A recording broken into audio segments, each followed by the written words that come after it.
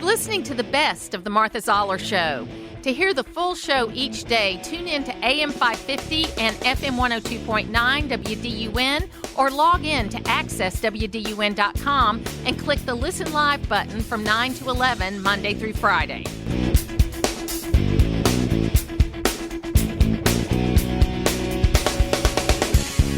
Niall Stanage, welcome to the program. How are you? Good. Great to be here, Martha. How are you? Thank you. I'm doing great. Okay, so, of course, it was big news the other day when former President Trump was indicted again.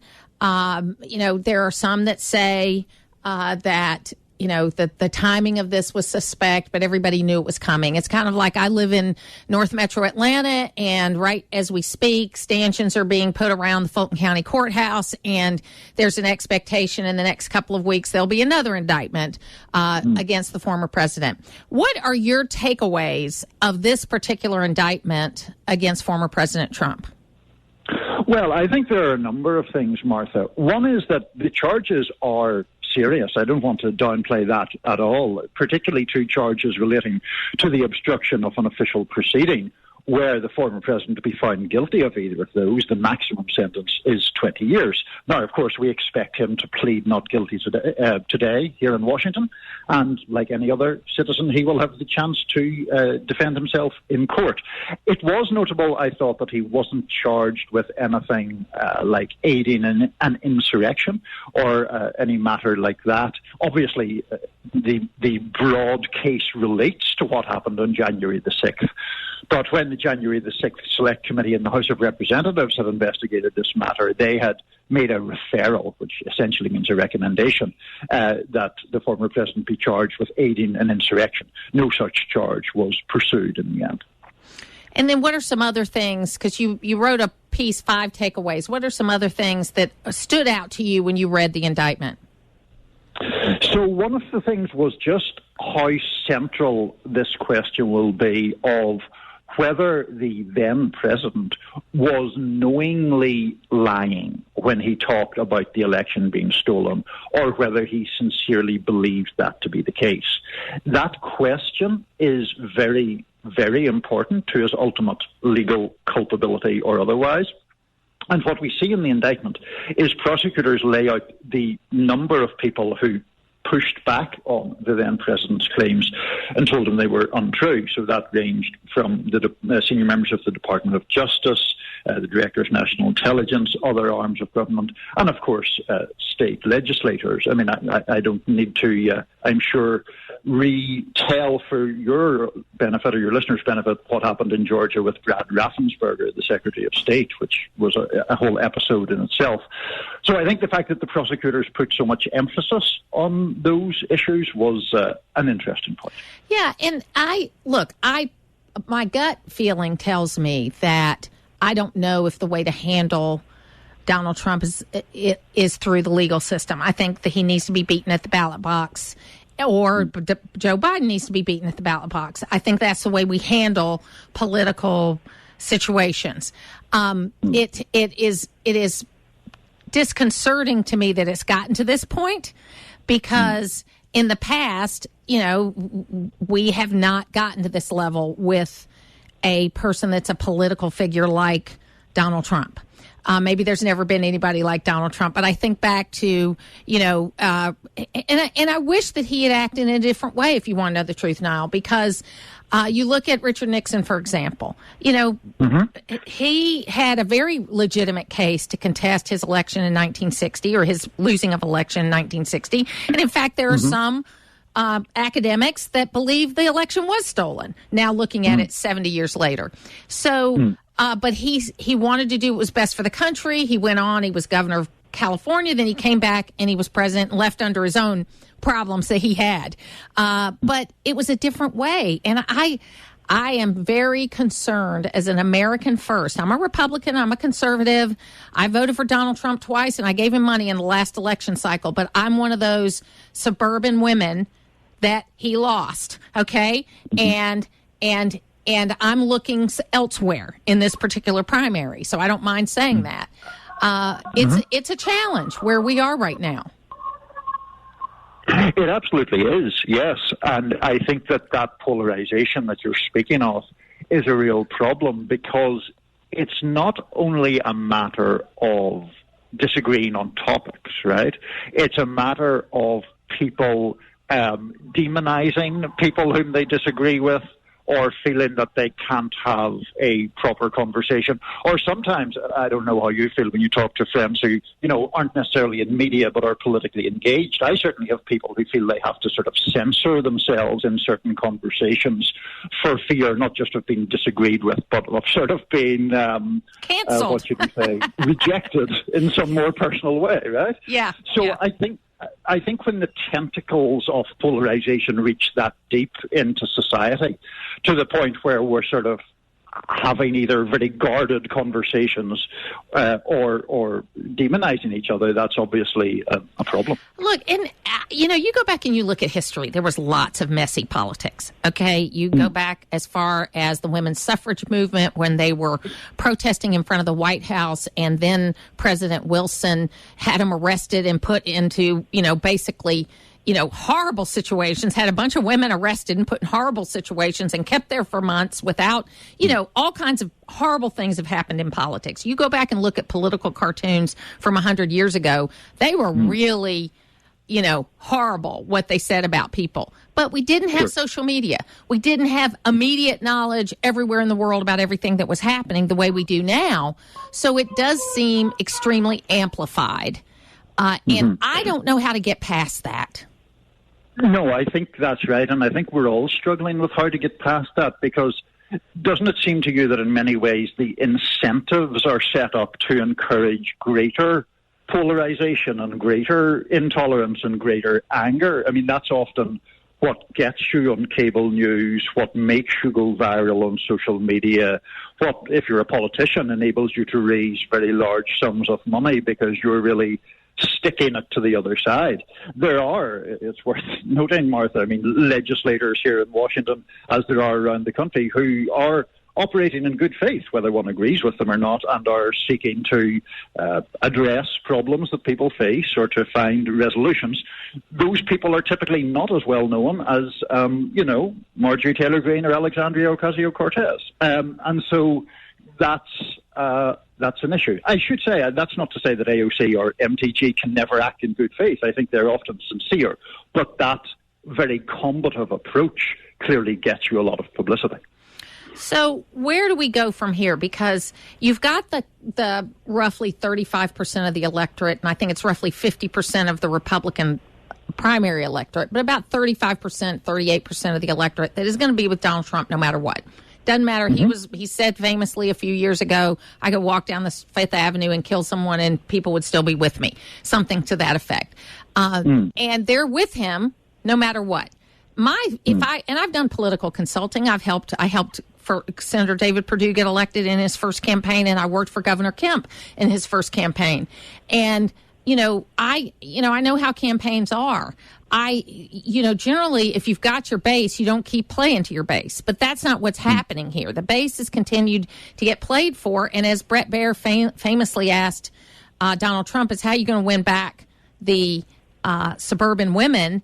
And Trump said something very funny and true. He said, yeah, I know I need to be less combative, but I just can't. I just can't do it, or something like that. Right. So right. It's very interesting, because normally in a political cycle like this, if you have your base sewn up, you try to bring other people in, but that's not what's happening. No, that's right. And that has changed, I think, really dramatically, even in the past few decades. If you think back to, let's say, George W. Bush versus Al Gore, it seems to me that they were each competing to try to win over the centre ground. Then Governor Bush, as he was talking about himself, was a compassionate conservative. Then Vice President Al Gore trying to keep his distance from President Clinton's personal issues, and seeking to win over what they considered a vital centre ground voter. I think a couple of things have happened. One is a hollowing out of that centre ground. The centre ground, perhaps unfortunately, seems a bit more lightly populated than it was at one point, but also the imperative to drive turnout by appealing to base voters seems to me to have become much more important. People will gather from my accent that I didn't grow up here, but I've lived in the United States for 20 years. And even over that 20-year span, I think exactly the dynamics that you're talking about have presented themselves in a much more forceful, potent way. Let me ask you a question, and if you don't know, it's fine. In America, we have had parties come and go.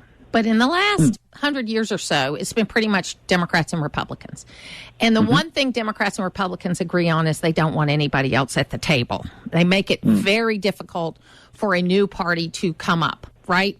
Because it's really hard to get on the ballot. It's all of that sort of thing. There's this movement out there right now called No Labels, where they are talking about they're going to have a legit convention in April, and they're going to try to put a Democrat-Republican ticket together. And they say they have polling that shows that if it's a Trump-Biden rematch, that there's going to be a large portion of the electorate that's going to be looking for someone else. What do you think about that? I think they are right in narrow terms, but it goes a bit wrong whenever you start locking it down into specifics. And what I mean by that is if you say option A is President Biden, option B is former President Trump, option C is someone else, then a lot of people are going to say someone else. That's just the nature of the two candidates I mentioned and the nature of the moment we're in. The problem for No Labels is the third option isn't someone else. It's a specific person. And right now, the polling, I think, is reflecting dissatisfaction that people feel and a sort of idea of a candidate of their own choosing, of their own imagination, who can draw people together.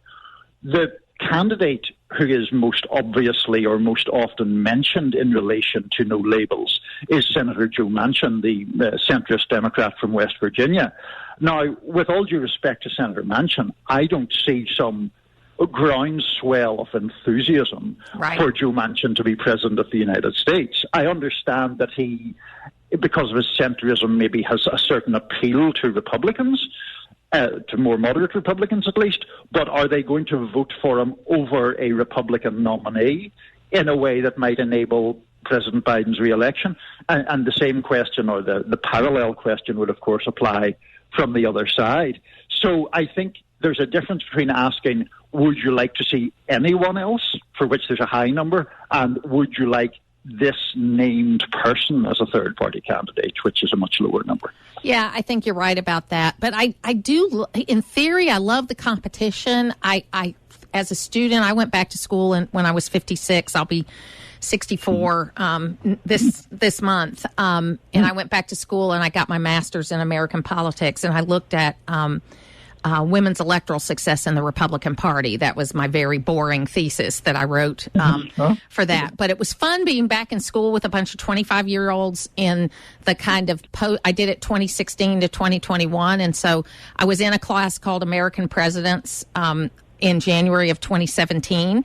And you can imagine that I had a lot of very mad 22-year-olds and 25-year-olds in my class because Trump was president. And at that time, I worked for Senator Perdue. And so we had to introduce ourselves at the beginning of the class. And I'm like thinking about, okay, how can I introduce myself that they don't start throwing tomatoes at me, right? And so I said, my name's Martha Zoller. I work for Senator Perdue, and I'm really happy that Hillary Clinton lost because my father told me I was going to be the first woman president, and there's still a chance. And they laughed. They laughed. And so because of that, by the end of the semester, they looked at me as someone that could help them get a job rather than someone that was just a crazy conservative Republican. No, absolutely. I mean, I think that's, finding common ground is always a good thing, right? It's always a good thing. So, Niall, if more people want to read about the work that you do, how can they do that? The easiest way is to go to thehill.com. There'll be lots of articles by me and lots of my talented colleagues there, but you were kind enough to mention, and also on News Nation, regularly, especially morning in America, 3 nights a week. So Absolutely. If they want 3 mornings a week, I should say. I love... You don't want to go on... You want to go on a morning show at night, so they can tune in there if they would feel inclined. I love News Nation. Unfortunately, I'm a DirecTV subscriber, so they're not on there right now. But I'm sure they'll get that worked out. But I love the fact that they approach news differently. It's local radio, and that's why you're listening. It's the Martha Zoller Show on AM 550 and FM 102.9 WDUN. Michael O'Neill is joining me right now from Landmark Legal, and Landmark Legal has got a storied, history, and was, I think, one of the original founders was Mark Levin. He's still very involved. He serves as the Assistant General Counsel at the Barbara Olson Legal Counsel. He is a graduate of Villanova University and Catholic University's Columbus School of Law. He specializes in constitutional and regulatory matters. Barbara Olson was a dear friend of mine, and, it was one of those things where we're coming up on the anniversary of 9/11 in September, and we were supposed to have lunch when I was in D.C. in June, and we couldn't do it because we got busy, and we were going to do it next time, and there just wasn't a next time. So it was a very sad day, and I'm so glad that you're here, that you're back with us today. Hi, Martha. Yeah, I mean, and it's funny. We have interns and young people in our office here, and I tell them they were just born on just after 9/11 or right around 9/11, and I just think you can remember that day. It's just one of those days in our lives that we're always going to remember. And it's incredible that how time flies, and how that, 22 years have elapsed since that day. Absolutely tragic day for all of us. And it's just one of those days that you'll always remember. And a day everything changed. Kind of like March of 2020, Yes, everything changed. That's right. Okay, so let's talk a little bit first about the situation with the Trump indictments. Just give us your overview, what people need to know about this most recent indictment, and then what do you think it means for the president? Right. First of all, optics. I mean, this is the third time within hours of something newsworthy, something important regarding Joe Biden or Joe Biden's family. Specifically, you had this, in this instance, you had that interview that you were just playing. You had the testimony of Devin Archer, who is Hunter Biden's business partner, testifying in front of the House Oversight Committee.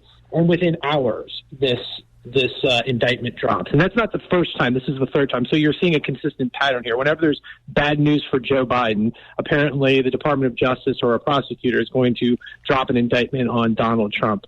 So that in and of itself is the optics are just really bad. Again, the next thing regarding optics is this special counsel who's put forth this indictment was appointed actually years after to investigate these incidences of January 6th and the election of 2020. And this special counsel was appointed years afterwards, and he was appointed within days of Donald Trump announcing his candidacy for president again. So again, smacks of politicization, smacks of weaponization of the Department of Justice and the federal law enforcement institutions. So you have those optics that are questionable and raise a lot of issues. Next, you're talking about the actual indictment. This indictment is going to there's going to be some difficulties for the prosecution. First, what's working in the favor for the prosecution is the fact that it's in D.C., that the venue you're talking about here, it will be tried as of right now. I think Donald Trump's lawyers are going to try to change the venue. It would make sense to. But right now you have a judge that is an Obama-appointed judge, and you have a D.C. jury. Now, just looking at the straight numbers, in the last election, only 5% of the individuals in Washington, D.C. voted for Donald Trump. So you're disposed to have an unfavorable jury who would be seated to hear this case if it comes to trial. So you have that problem. Working in his favor, though, is the fact that this indictment is really based on knowing what Donald Trump intended, what was going on in his head during the time of November, December, January of the election time of 2020 and 2021, what exactly was going on in his head. And I think the prosecution is going to have some difficulty in actually establishing that he knowingly knew that he was propagating this conspiracy. I think that you can have individuals saying, well, we told Donald Trump that there wasn't any fraud in this state, in the state of Georgia, for example. And you can say that that establishes the fact that the individual told Donald Trump that there was no fraud.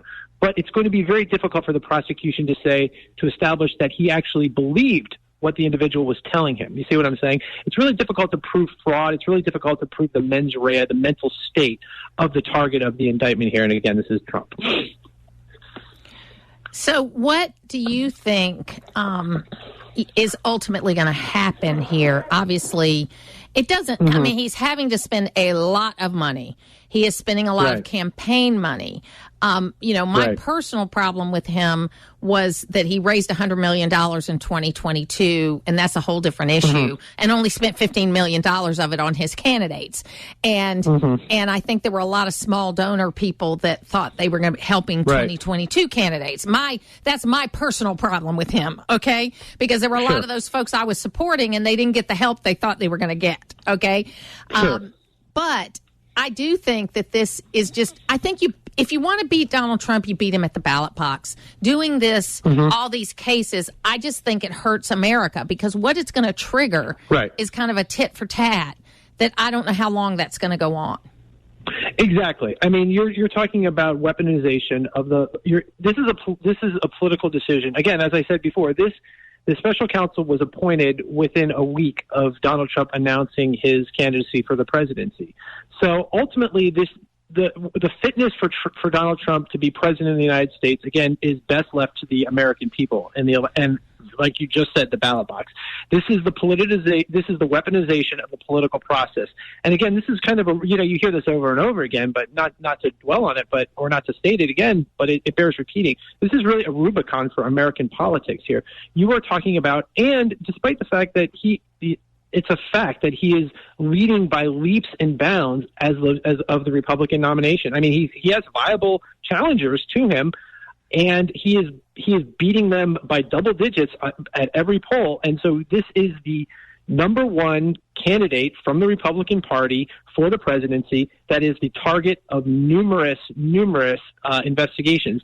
And ultimately, this is a decision that should be left to the ballot box. The American people know Donald Trump. We've known him for years. They know what they're getting. They know Joe Biden. It should be left to the American people to decide who the next president of the United States is. It should not be left to these prosecutors. And again, the allegations in this are, to hang your hat on this is, as a prosecutor, is going to be really tough. They have to show that he orchestrated a conspiracy to defraud the United States by using dishonesty, fraud, and deceit to impair, obstruct, and defeat the lawful federal government. I think he was stubborn. I think he wasn't willing. He was only believing what he wanted to believe. But I don't think that it was criminal. Now, we've got a minute left, and I want to talk just for a minute about Devon Archer. How damning was that testimony?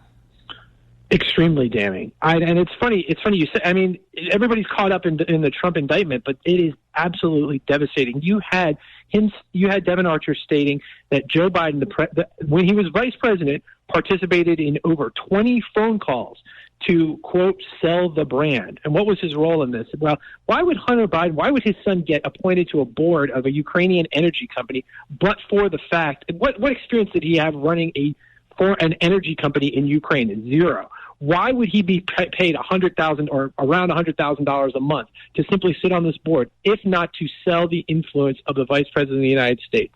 And I think it is absolutely devastating. I think it is imperative. Talk about special counsel. I think it's imperative that a special counsel be appointed immediately to investigate this. In the alternative, you have to have Congress continuing to plow ahead. It is absolutely serious. In all of the noise about Donald Trump and the indictments that are coming down on Donald Trump, what is lost, again, and I think this is purposeful, what is lost are the serious allegations regarding Joe Biden and his son's involvement. It's where North Georgia comes to talk. It's the Martha Zoller Show on AM 550 and FM 102.9 WDUN. Roger Gewolb is with me right now. And, the Bank of England looks like they're going to be employing Mr. Bernacke. How did that go? Well, this place, since we last spoke, has disappeared into the ridiculous sphere. I mean, nobody can actually believe that the blundering Andrew Bailey, the governor of the Bank of England, and his colleagues have raised interest rates again today against the advice of 29 gazillion people, another 0.25%. That is our 14th consecutive interest rate rise within a little over a year. And then, as you say, the Bank of England has hired Ben Bernacke, about the worst person they could possibly ask, to come in and check their forecasting and their spreadsheet models, because they're consistently all wrong. Now, the Brits are saying, why do we need an American central banker to come over here? What about the former chief economist of the Bank of England? Oh, well, the thing is, he doesn't agree with Mr. Bailey. So they're bringing over a guy who believes in, as you say, pouring tanker loads of oil on raging fires by what they call quantitative easing, printing money like there's no tomorrow, and who also believes in raising interest rates when it's having no effect on fighting inflation. I believe that Mr. Bernanke is best known, Martha, by no less than the New York Times for, like Mr. Bailey, acting too late, missing things, not spotting things, and that his fame to claim, says the New York Times, is that he failed to spot the world financial revolution / credit crunch of 10 years ago, and then gave the banks, with no punishment, $600 billion. Now, the reason Bailey has brought him over here is because he's as bad as he is, and he's going to agree with him, and that will hopefully, as Bailey thinks, support his position. You know, rising to their level of incompetence, right?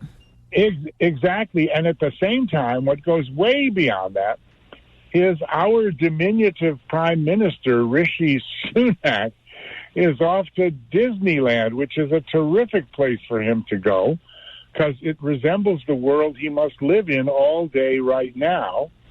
And he's backing all of this nonsense 100%. And he announced this morning that if anybody's having trouble with their mortgages, like since all of this started, they've gone up 300%, 400%, 500%. Can you?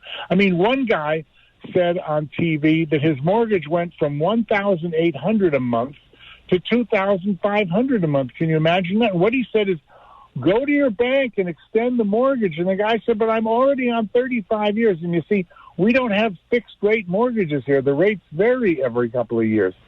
But Rishi doesn't care. I mean, the other piece of news, which you may like, is that Greenpeace this morning went and covered all of Rishi's mansion with black oilcloth, his home.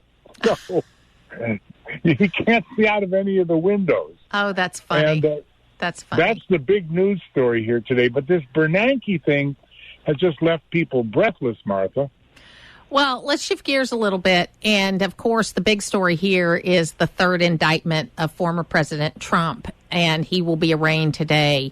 And I know they're talking about this all around the world. What's the take in the UK on this? Well, the take, I mean, I've been on TV a few times today, and the take is that I've had to say, whoa, everybody stop.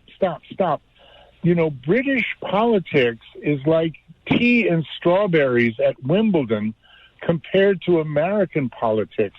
You know, in Britain, nobody wants to argue. Nobody sues anybody if at all possible. In America, we have a dispute with someone. The first thing we do is grab a lawyer and hit them over the head with it. So, you know, they don't understand litigation. They don't understand what this game is. They don't understand how, you know, people wait 3 years and then press charges because there's a double-digit lead. I mean, the thing I tried to explain to folks here is that these are criminal charges. That means a jury must come up with a verdict based on things being beyond a reasonable doubt. Now, there's so much stuff floating around about the previous election that no jury other than maybe a Washington, D.C. jury could come up with that this is all beyond a reasonable doubt. So this is just another political ploy for President Obama to have his fourth term through his straw man, Sleepy Joe Biden.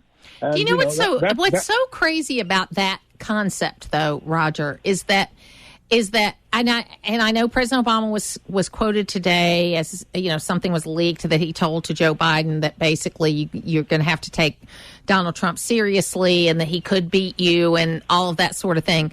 But it's not the A team from the Obama administration that is helping Joe Biden. It's the D team from the Obama administration. So you have problems with how Obama ran things, as we all do.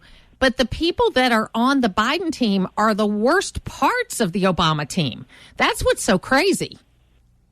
Well, yeah, I mean, it's just like the people that stormed the Capitol are the worst parts of the Trump backers, many of them. Right. I mean, you're going to get this sort of stuff. But, I mean, the basic principle is that the system is so polarized that people, and I'm not saying who's right and who's wrong and who should be president and who shouldn't be president. I mean, I think that it's weaponized by those who could grab it. Look, there's three charges here. There's three different cases.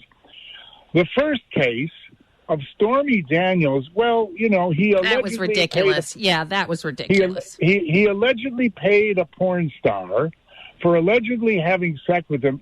I mean, is that relevant to him being a president? Now, as I've said to people over here, and in this case, culturally, the Europeans understand. I said, in France, a president would be indicted if he didn't have at least two mistresses he was paying off. So, it's all relative. The second case, the hidden papers, well, my gosh, Biden's got more papers floating around the world than Trump does. They're all over the place. He loses his itinerary in Ireland. There's just papers everywhere. And, of course, the Department of Justice and the others haven't prosecuted him, but they prosecute Trump for the papers. The third case, as I say, is a criminal case about, virtually high treason, if you will, terrible acts, as if black and white, he tried to sabotage the election. Well, no, he made claims. I don't know whether the claims are 100% valid or not or whatever, but there is certainly not going to be criminal proof beyond a reasonable there's doubt. Not. I say even in Washington, the New York case is completely ridiculous. The only one that might have some teeth to it is the document situation.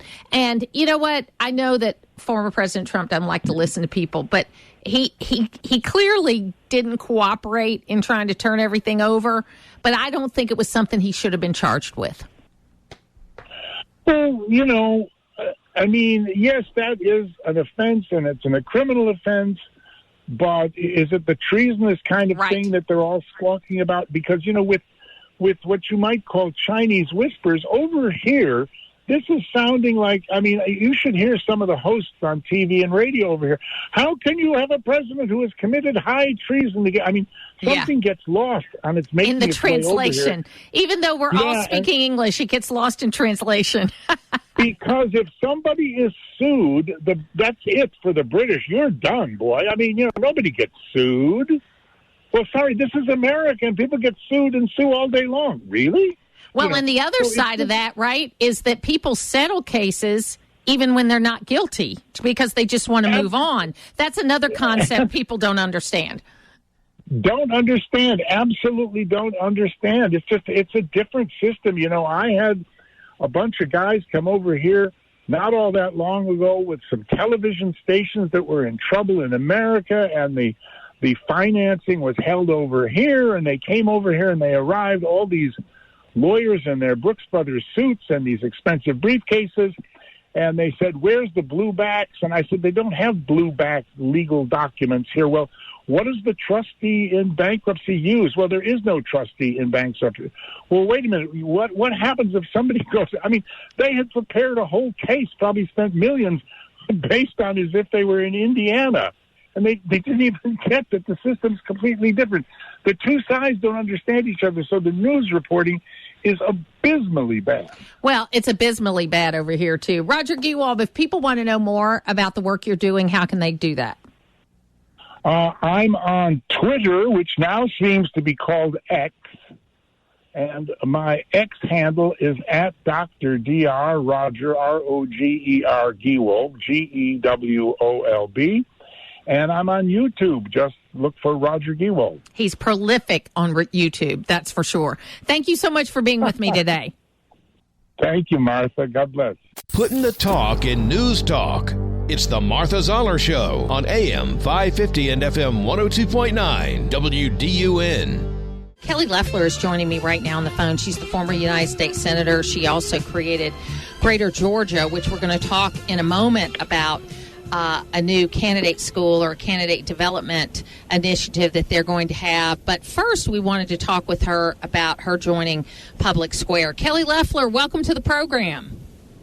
Good morning, Martha. It's great to be with y'all. Thank you so much. So tell us why you got involved in Public Square and what your involvement's going to be. Well, Martha, there's a long history of me being in business and a shorter history of me being in politics. But what comes together in all of that is really, advocating for the American dream for everyone. And I think Public Square is a great example of a business it's an entrepreneurial business.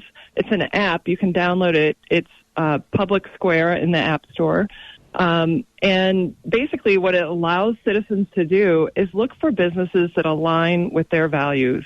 And what we've seen across America is businesses actually going against American values. We don't have to look very far. It's Bud Light destroying $400 million in revenues, $27 billion in market cap, for promoting a radical trans agenda that Americans just say, look, we don't want to vote with our dollars in supporting that, so we're going to vote against it. It's things like Target pushing a transgender ideology on young children. It's Disney. It's Ben & Jerry's. And so the beauty of what Public Square is doing is saying, look, politics doesn't have to be interwoven in everything. It doesn't have to be forced down our throats. And what we can do is stand with businesses, particularly small businesses, that support American values, freedom, opportunity, equality, capitalism. These are 5 years ago, it would be hard to imagine that it would take bravery by a company to stand up for capitalism against socialism or communism. That's controversial now. Standing for our Judeo-Christian values and just putting it all together in an app so that your hard-earned dollars don't go to fund these companies that are willing to promote radical ideas that are really not welcome in large parts of the country. When you think about the size, the sheer economic buying power of great patriots across this country that care about the future of not just the economy, it's for the country and for our children, future generations. Well, I mean, and so that's what's exciting. It's all about knowing who your customer is, right? I mean, Nick Ayers, who we both know, just started this company, Every Life, which is a diaper company that gives its profits or some of its profits to pro-life issues, which would seem like a no-brainer for a diaper company, but is not what had been happening. And you're seeing it. I just saw on TV, you mentioned Disney, that in the height of summer for the last 6 weeks, and even up to last night, Disney has been advertising 25% off of their hotels on their properties, which was unheard of. I mean, they're being hurt too. I haven't seen their financials, but I just know as a marketing person who's been in marketing most of my life, okay, it's the high season, it's summertime in Disney World, and they're advertising 25% off. Something's wrong there. Well, and that's the power we have as consumers. We can vote with our dollars. And so I am encouraging people to really look at things from that perspective of, we can vote every year in different elections and so forth, but we can vote every day with our dollars. And it's exactly what you said. It comes down to companies not understanding their customers, and not only not understanding their customers, but attacking their values. And so what I like to think of it as, we're destroying economic value by threatening to destroy our American values. And so I really applaud companies that are willing to stand up and say, we're just not going to do woke ideology. We're not going to do DEI. it's a big part of what this ESG agenda is. And so we have to be vigilant about this every day and be proactive. And that's why there's over 1.1 million members of the Public Square app already within a year. There's 55,000 participating businesses, many of them small businesses, which are the economic engine and growth engine of America. And so I'd encourage people to take a look from the perspective of being encouraged that there are alternatives and that there is a patriot economy out there that is growing. So shifting gears a little bit and putting your Greater Georgia hat on, you guys have recently announced a candidate recruitment program for the municipal elections. Tell us a little bit about that. Well, Martha, I don't have to tell you how important local elections are, and elections right now, all the conversation is around 2024, and many people don't even know that we have elections this year in Georgia in about 3 months. November 7th, we'll have municipal elections. In fact, in Gainesville, there are 3 city council seats up and 3 Board of Education seats. So it's one of the few municipalities that actually has Board of Education seats up. So what we decided to do is, if you look at what the left does, they build all their efforts locally. In fact, the Democrat Socialist Party recruits locally. And we just said, look, we can't let our cities and towns fall to the radical left. And so we're going to stand up and help conservative candidates through this process by conducting workshops with experts, whether it's compliance experts, campaign experts, and helping them have the tools, understand the timeline. For example, qualifying in Georgia starts August 21st on Monday, and it ends that Friday on the 25th. So we've got like a short window to qualify, and then it's off to the races because early voting will start within like a month and a half of that, or a month of that. So we've been really blown away by the response. Just the number of people that have submitted interest in it and then turned out on our first workshop. A couple dozen candidates came to that call very prepared with great questions. And these are our neighbors in our communities. These are moms and dads putting themselves forward for public service. It's so important that we do that because everything good that happens locally. And it is true that all politics are local. So we can't get caught up in 24 and overlook the fact that local elections are so important and important to our state, too. If you think about, my view is that federalism will save this country. To have a strong Republican governor, to have a House and Senate that is controlled by Republicans, and then to have conservatives in local offices, even when they're nonpartisan, but to stand with the values of the community of law and order, of having a reasonable tax regime, not a high tax and spend, pro-criminal environment, and people that care about our schools, the quality of education, producing our next generation of great American leaders. You know, and it's so important because these are people that actually make decisions that impact your life immediately. And in general, they run with no opposition. That once you get in, and I know I always get in trouble when I encourage opposition in elections, but I think it's a good thing. One of the things I'm really excited about is that in a lot of races where there hasn't been opposition before, there are going to be choices among the candidates in these local races, and I think that's great. It's not sure it's hard for the guy that's the incumbent that now's got to run a more robust campaign, but I think it's better for the electorate. It absolutely is, and it's better that we don't let the left go unchallenged in these races, that we just yield the seat, and we have to make our case. And the more, resources they have, the better they're able to make the case. And so we're proud to provide that through Greater Georgia. It's one of our most successful programs to date. And I think it really demonstrates the energy on the ground, the awareness that people now have of exactly what you just said, Martha, which is people are waking up to the fact that the quality of life is directly impacted locally. I mean, just look at what's going on in Atlanta with the police and fire safety training center, the public training center. I mean, there are people that don't want our police and fire department to be better trained. We need to wake up and say, who would that be? Because that is really the foundation of a safe, secure, prosperous society is law and order. Absolutely. Kelly, if people want to know more, how can they find out? Go to greatergeorgia.com and you'll see /recruitment, greatergeorgia.com /recruitment, and you can sign up, jump on our next webinar. We'd love to share ideas and resources to make sure that people have what they need to get going. Absolutely. Kelly Loeffler, thanks for being with me today. Thanks, Martha. Have a great day. To hear the full versions of last week's Martha Zoller shows, go to the podcast page at accesswdun.com, and you can follow me on social media at Martha Zoller.